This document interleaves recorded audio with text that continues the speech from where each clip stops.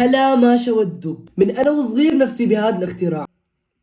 صرنا كبار اي نعم، بس مو شرط ننسى شو كنا نعمل نحن وصغار. كنا كل يوم نشغل سبيستون بعد ما نرجع من المدرسة ونقعد نتفرج، ويجوا اهلنا يبهدلونا ليش عم نتفرج على التلفزيون قبل ما نخلص دراسة. صح كلامي صح؟ وكنا وقت نتفرج على سبيستون وتطلع حلقة ماشا هي كلياتنا نقول والله مبينة طيبة ونشتهيها صح؟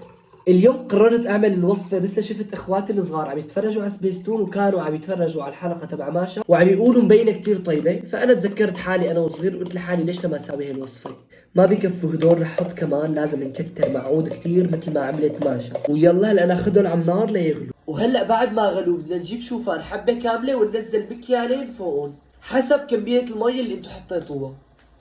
وهي الثاني وقت تشوفوا صار القوام هيك واستووا بتنزلوا فوقهم كاستين حليب. وهي الثانية. وهلا فضيتهم بهذا الجاط وهيك طلع منظرهم نفس حلا ماشا بالضبط. يلا نسكب بصحن لندوق. بسم الله.